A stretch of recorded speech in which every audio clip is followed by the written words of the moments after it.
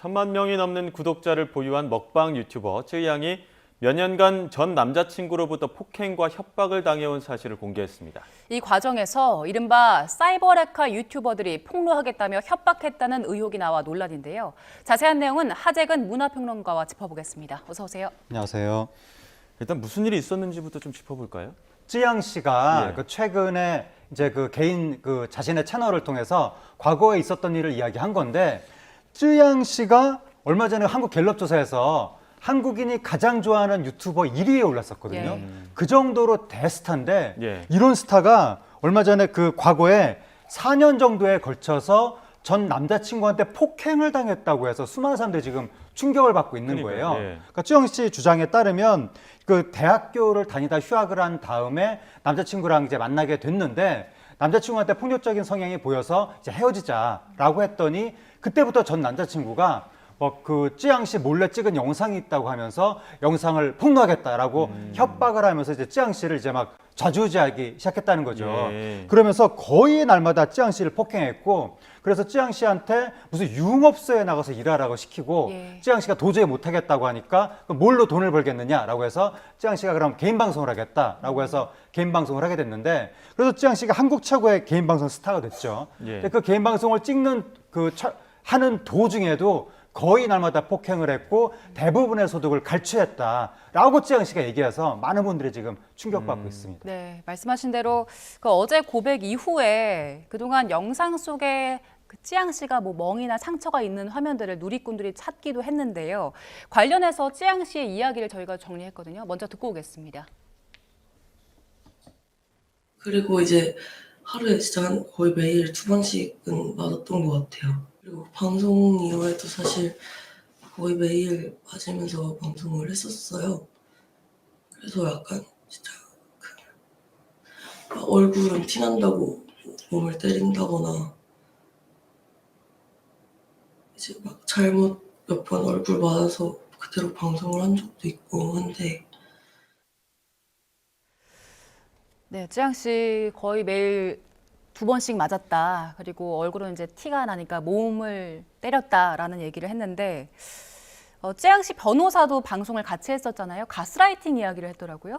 예, 그러니까 이제 전 남자친구에게 너무 많이 당하다 보니까 나중엔 무기력 상태에 빠졌다는 예. 거죠. 그러니까 처음에는 전 남자친구가 무슨 영상을 찍었다라고 하면서 그거를 폭로하겠다고 협박을 해서 그때부터 이제 거의 예속 상태에 들어갔던 건데, 예. 그리고 나서 전 남자친구의 폭행이 계속 되다 보니까 본인이 거기에 대해서 어떻게 대처할 방법이 없다 보니까 나중에는 이제 저항할 생각조차 못하는 네. 그런 그 상태를 보고 이제 가스라이팅 상태라고 이야기를 한 건데, 예. 나중에는 또 이제 쯔양 씨한테 유흥업소에 나가라고 시킨 다음에 그런 것까지도 다 폭로하겠다고 협박을 한 것이 아닌가. 여러 가지 상황들을 쯔양 씨 가족한테 또 얘기하겠다고 그렇게 얘기하다 보니까 쯔양 씨는 더더욱 이제 두려움에 빠져서 계속해서 예속된 상태로 그동안 지냈다고 하는 겁니다. 지금 저희가 영상으로 계속 보여드리고 있습니다. 지금 밝게 웃으면서 방송을 하고 있지만 곳곳에 지금 보시는 것처럼 팔에도 상처가 있고요.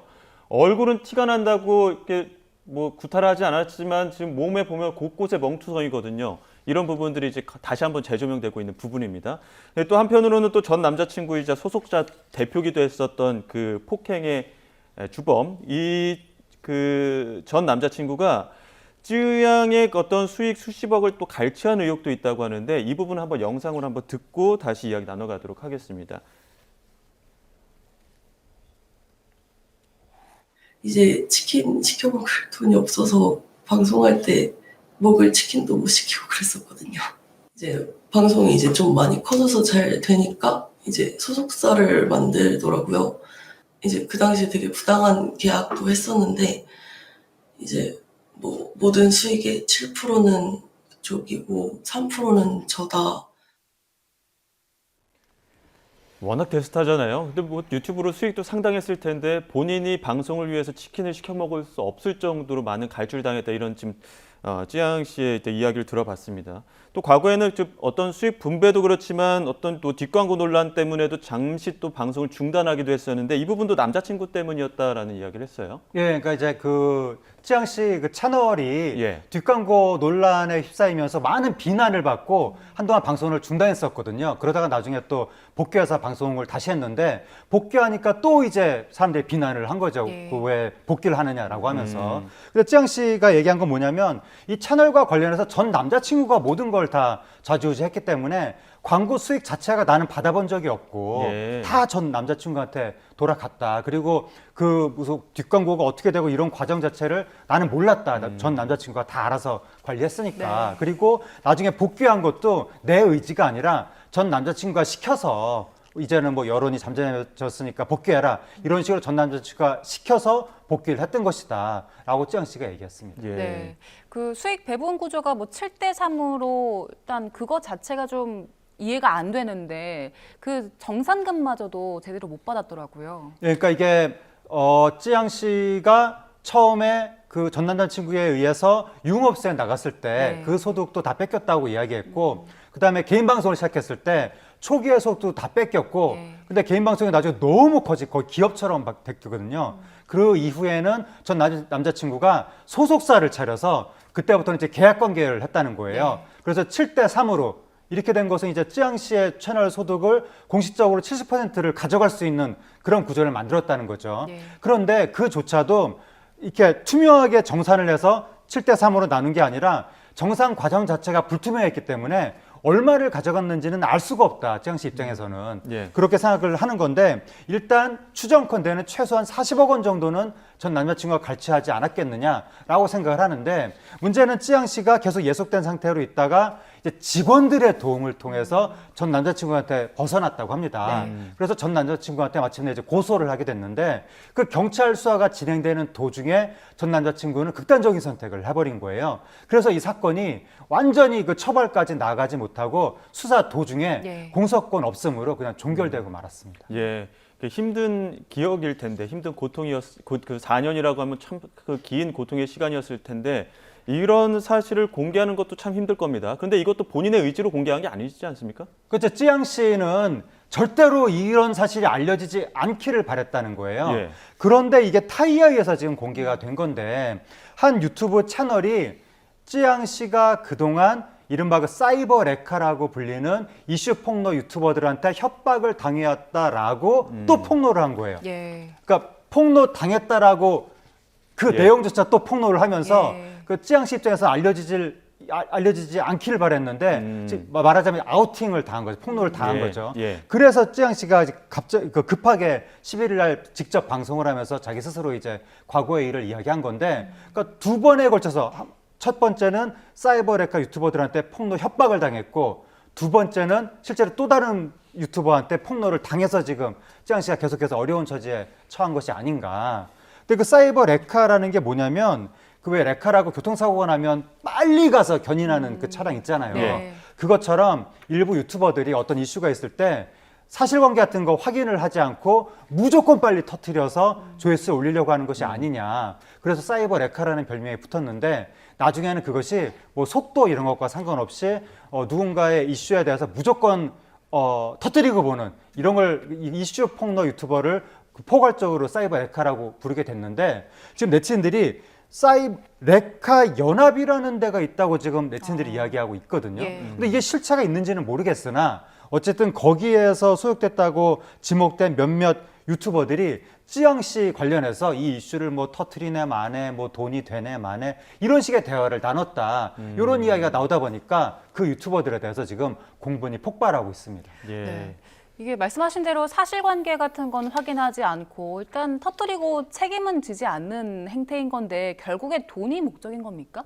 그거를 그분들의 본심을 제가 알 수는 없으나 일반적으로는 결국 조회수라든가 돈을 목적으로 이슈를 자극적으로 터뜨리는 것이 아니냐 그런 의심을 그동안 가져왔는데 거기까지만 해도 논란이 있고 비난을 받을 만한 상황이었었거든요. 예. 이번에 터진 건 뭐냐면 그것보다 한 걸음 더 나아가서 이슈를 터뜨려서 조회수를 많이 올리고 뭐 광고 협찬을 받고 그런 차원이 아니라 아예 그 폭로 대상하고 뭔가 뒷거래를 예. 해서 협박을 해서 돈을 뜯어내려고 했던 것이 아니냐 그런 의혹이 제기가 된 거예요. 그러니까 물론 예. 이것도 사실관계를 밝혀야 되는데 요번에 공개된 그 대화 내용에 보면 예. 그 유튜버들이 뭐 요번 이슈를 터뜨려서 뭐 몇 천만 원 시원하게 당기는 게 뭐 낫지 않느냐, 뭐 2억은 받아야 되는 것이 아니냐, 뭐 등등등 이런 대화를 나눴다고 해서 예. 물론 사실관계는 나중에 밝혀야 됩니다. 예. 예. 그러면서 정말 이해가 안 되는 게 찌양 씨가 피해자잖아요, 이 사건에서. 예. 근데 그런 찌양 씨한테 막 욕설을 하면서 뭐 이 X가 나중에 공갈로 고소할까봐 막 이런 식으로 찌양 씨를 막 되게 막 그렇게 안 좋게 얘기하는 듯한 그런 내용도 있고 또 더 놀라운 게 뭐냐면 그 대화 내용 중에 저는 솔직히 이거 잘해요. 이런 거 잘하는데. 예, 저기 나오고 있습니다. 예. 그래서 뭐 고급 승용차도 샀고 이런 식의 대화가 나오거든요. 예. 그래서 이런 걸 잘한다는 게 뭔 얘기냐. 이걸 잘해서 고급 승용차를 샀다? 그러면 이 이슈 폭로 당사자, 피해자한테 협박을 해서 돈을 뜯어내는 걸 잘한다는 뜻인가? 그래서 돈을 받아서 내가 고급 승용차를 샀다고 지금 자랑을 하는 이게 것인가? 이전에도 몇 번 해봤다는 거 그런 아닙니까? 의혹이 좀 제기가 예. 되는 거죠. 그렇기 때문에 너무나 많은 사람들이 지금 굉장히 공분을 하고 있는데 여기에 대해서 확실히 수사를 해서 진실을 밝혀야 될 것 같습니다. 예, 지금 이렇게 얼굴을 드러내놓고 하는 어떤 뭐 사이버 레카 유튜버들도 있지만 일부는 또 얼굴을 가리고 하면서 익명성에 숨어갖고 또 여러 가지 또 사생활을 폭로하는 또 유튜버들도 있지 않습니까? 일부 이러한 사이버 레카 유튜버들 또 관리 감독은 좀 어떻게 좀 개선이 돼야 될까요? 그러니까 지금 문제가 피해자가 계속 생겨나고 있거든요. 예. 그런데 왜 그런 방송이 계속 이어지고 있는가? 예. 거기에 대해서 가장 큰 이유는 결국 처벌이 미약하기 때문에 그런 것이 아닌가. 예. 그러니까 그런 사람들이 우리가 이거 뭐 이런 걸로 고소돼봐야 구속될 일도 없고 그냥 몇백만 원 물어주면 된다. 이런 정도로 생각을 하니까 그에 비해서 얻을 수 있는 이익은 훨씬 크다고 생각을 하니까 이런 방송이 끊이지 않는 거 아닌가라고 생각이 되거든요. 예. 그래서 이런 사건에 대해서 처벌 강도를 매우 높일 필요가 있다, 우리 사회가. 이거는 정부나 국회 차원에서 좀 논의를 해야 될 것 같고 또 하나가 이런 방송이 이루어지는 플랫폼이 외국 플랫폼이다 보니까 예. 우리나라가 이제 수사를 하기가 너무 어려운 것이 아닌가. 그 외국 플랫폼이 우리한테 수사 자료도 제대로 주지 않는다는 이야기도 있고. 예. 그래서 거기에 대해서 우리 국가 차원에서 좀 강력하게 요구를 해서 이런 사건들에 대해서는 그쪽에서 수사를 협조하게끔 그렇게 해야 될 것 같고 우리 국가의 힘이 너무 미약하다면 다른 나라들하고 공조를 해서 국제적으로 좀 연대를 할 필요도 있는 것 같습니다. 예.